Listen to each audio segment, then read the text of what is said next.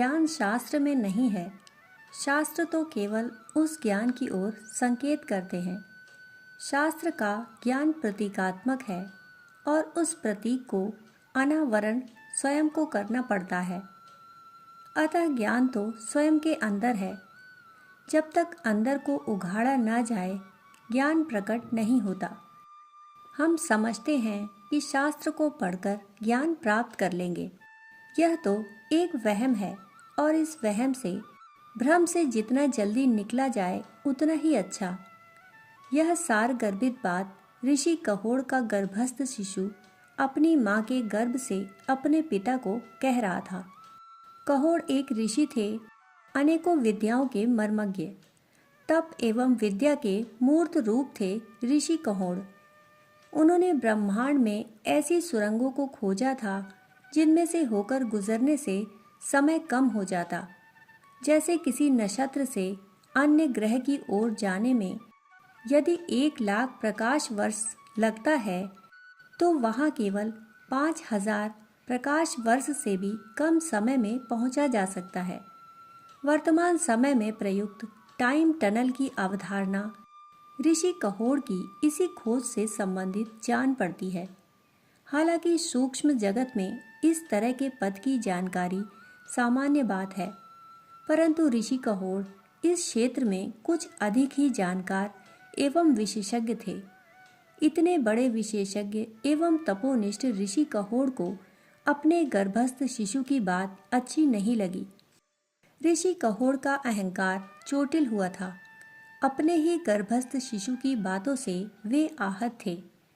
उनका अहंकार सर्प के समान फुफकार मार रहा था और वे क्रोधित हो उठे।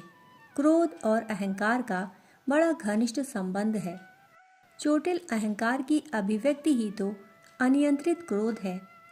क्रोध की उग्र अवस्था में विवेक खो जाता है, अर्थात उचित एवं अनुचित का भेद खो जाता है और इस प्रकार व्यवहार में अतिरेक आ जाता है। ठीक ऐसा ही ऋषि कहोड़ के साथ हुआ। उनका क्रोध अनियंत्रित हो उठा और वे अपने ही गर्भस्थ शिशु को अभिशाप दे बैठे। वे अपने गर्भस्थ शिशु को क्रोधित एवं आवेशित स्वर में बोले, रे अजन्मे बालक, तेरा इतना दुस्साहस कि तू अपने पिता को ज्ञान दे रहा है। अभी तुम संसार में पैदा ही नहीं हुए हो और संसार तथा संसार से परे का ज्ञान रखने वाले अपने ही पिता को ज्ञान देने लग गए। तुमने अपनी सीमा और मर्यादा का ध्यान भी नहीं रखा।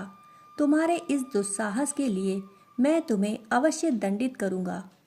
ऋषि कहोड़ की वाणी में अग्नि बरस रही थी। उनका चेहरा आरक्त हो उठा था। आंखों से जैसे शोले बरस रहे थे।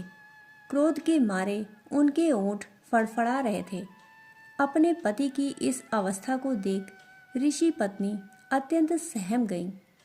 वे किसी भयंकर घटना की आहट से अंदर तक कांप उठी। उन्होंने डरे सहमे स्वर में बोला, हे स्वामी, आप इतने क्रोधित ना हो। मैं अपने शिशु की ओर से आपसे क्षमा मांगती हूँ। आप इसे क्षमा कर दें। ऐसा कहकर वे अपने पति के चरणों में गिर पड़ी और बेहोश हो गईं। ऋषि का क्रोध घट नहीं रहा था। वे अपनी पत्नी की इस अवस्था से भी द्रवित नहीं हुए, परंतु इन सब के बीच अजन्मा शिशु अपनी माता के गर्भ में अत्यंत शांत एवं स्थिर था। वह अपने पिता के क्रोध से बिना डरे एवं घबराए शांत एवं स्थिर था। वह ना तो वर्तमान स्थिति से विचलित था और ना ही भविष्य की किसी अनहोनी से आतंकित। जिसे सच्चा ज्ञान होता है उसे भय कहाँ। अज्ञान में ही भय और भ्रम पैदा होते हैं। अपनी माता के होश में आने के पश्चात फिर से वह अपने पिता से बोला, हे पिताजी, मैं ना तो आपको उलाहना दे रहा हूँ और ना ही आपका अपमान कर रहा हूँ। मैं तो केवल वही बोल रहा हूँ जो सार्वभौम एवं सर्वकालिक सत्य है। मैं केवल वही बोल रहा हूँ जो सत्य है। अगर इस सत्य को आप पहचान नहीं पाते हैं तो यह आपकी कमी एवं अज्ञानता का द्योतक है। ऋषि कहोड़ को ये बातें और भी बुरी लगी। ये बातें आग में घी डालने का काम करने लगी।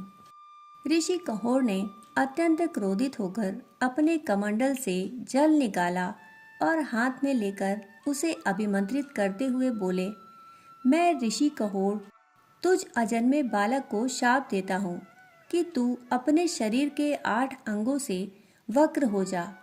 जब तू जन्म लेगा तो तेरा शरीर 8 स्थानों से टेढ़ा मेढ़ा हो जाएगा। लोग तुझे देखकर हंसेंगे, उपहास करेंगे। अजन्मा शिशु जोर से हंसकर बोला, हे पिताश्री, आप फिर से अज्ञानी की तरह बर्ताव कर रहे हैं। आप तो अच्छी तरह समझते हैं कि आत्मा किसी भी शाप और वरदान से अप्रभावित रहती है। आत्मा को ना तो अभिशाप दिया जा सकता है और ना ही वरदान।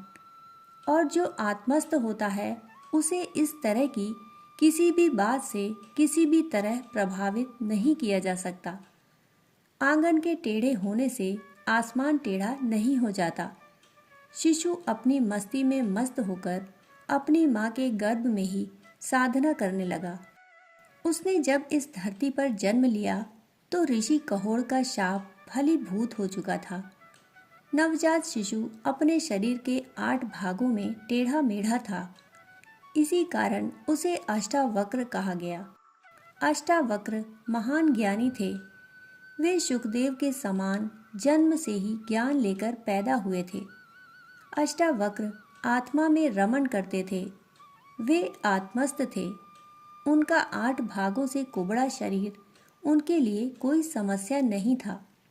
ज्ञानी के लिए तो शरीर ऐसा है जैसे कोई वस्त्र।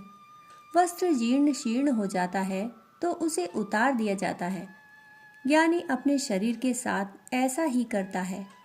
यही अष्टावक्र के साथ भी था। एक बार उनके शिष्य ने कहा, हे आचार्य, आपके पिताजी ने आपको 8 भागों से कुबड़ा होने का अभिशाप दिया था। इसका कोई विशेष अभिप्राय था क्या? ज्ञानी अष्टावक्र बोले, वत्स पिताश्री ने मुझे केवल अभिशाप ही नहीं दिया, बल्कि उनके इस अभिशाप में और भी कई रहस्य छिपे हुए थे। उन्होंने 8 भागों से कुबड़े होने का जो अभिशाप दिया था, वह योग के 8 अंगों से वंचित करने का भी था। अर्थात ऐसी स्थिति में कोई योग साधना करना भी चाहे तो वह उसे करने में सदा के लिए असमर्थ ही रहेगा। यह शाप योग साधना से मुझे सर्वथा वंचित करने के लिए भी था। ज्ञानी अष्टावक्र के इस रहस्योद्घाटन से शिष्य वृंद हतप्रभ थे कि ऐसा कैसे हुआ। शिष्य बोले, आचार्य, ऐसी स्थिति में आप कैसे साधना की सिद्धि कर सके? आचार्य अष्टावक्र बोले, वत्स, योग साधना उनके लिए है जो क्रमिक विकास करते जाते हैं। जो सदा आत्मस्थ भाव में रहते हैं उन्हें किसी योग साधना की जरूरत नहीं पड़ती। वे सदा आत्म भाव में रहते हैं और उसी अवस्था में आनंदित रहते हैं। वे सुख और दुख से परे आनंदावस्था में रहते हैं। आनंद आत्म भाव की स्थिति है। शरीर तो केवल उसकी अभिव्यक्ति का माध्यम है। देह और इंद्रियों से आसक्त जीव इस अवस्था को समझ नहीं सकता। इसे तो केवल आत्मज्ञानी ही अनुभव कर सकता है।